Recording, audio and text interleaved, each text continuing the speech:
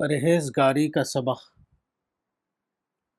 حج کے بارے میں جو آیتیں قرآن میں آئی ان میں سے ایک آیت یہ ہے، الحج اشہر معلومات فمن فرض فیہن الحج فلا رفث ولا فسوق ولا جدال فی الحج وما تفعلوا من خیر یعلمہ اللہ وتزودوا فإن خیر الزاد التقوی واتقون یا اولی الالباب۔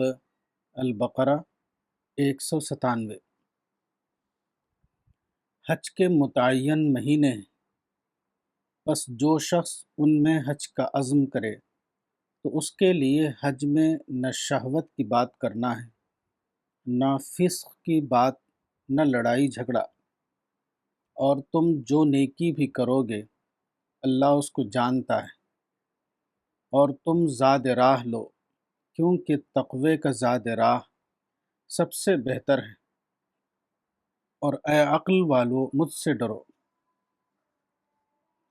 اسلام سے پہلے جاہلیت کے زمانے میں بھی حج کا رواج تھا، مگر ان لوگوں کے لیے حج ایک قسم کا قومی میلہ تھا، نہ کہ اللہ واحد کی عبادت۔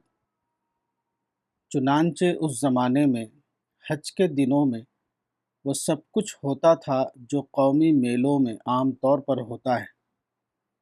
اسلام نے ان تمام چیزوں کو بند کر دیا۔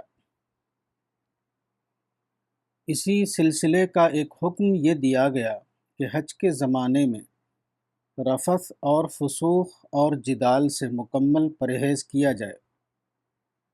رفث سے مراد شہوانی باتیں، فسوق کا مطلب اللہ کی نافرمانی ہے، اور جدال سے مراد آپس کا لڑائی جھگڑا ہے۔ یہ چیزیں عام حالات میں بھی منع ہیں، مگر حج کے دنوں میں ان کو خصوصی اہتمام کے ساتھ قابل ترک قرار دے دیا گیا۔ اس کی ایک خاص وجہ یہ ہے کہ سفر اور اجتماع کی وجہ سے حج کے دنوں میں ان چیزوں کے مواقع نسبتاً زیادہ پیش آتے ہیں۔ آدمی کا شعور اگر ان برائیوں کے خلاف پوری طرح بیدار نہ ہو تو اندیشہ ہے کہ اس زمانے میں وہ دانستہ یا نادانستہ طور پر اس میں پڑ جائے گا۔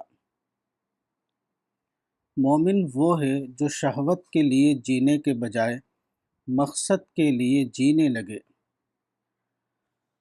وہ اپنے معاملات میں خدا کی نافرمانی سے بچنے کا اہتمام کرتا ہو، وہ اجتماعی زندگی میں آپس کے لڑائی جھگڑے سے بچا رہے۔ یہ اوصاف مومن کے اندر ہمیشہ ہونے چاہئیں، مگر حج کے زمانے میں تو وہ اس بات کی خصوصی علامت ہیں کہ آدمی فی الواقع حاجی بنا ہے یا نہیں۔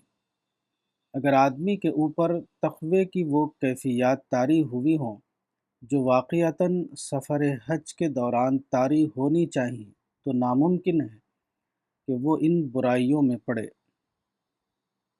یہ تمام چیزیں تقوی کی نفی ہیں۔ جہاں یہ چیزیں ہوں گی وہاں تقوی نہیں ہوگا، اور جہاں تقوی ہوگا وہاں یہ چیزیں بھی لازماً رخصت ہو جائیں گی۔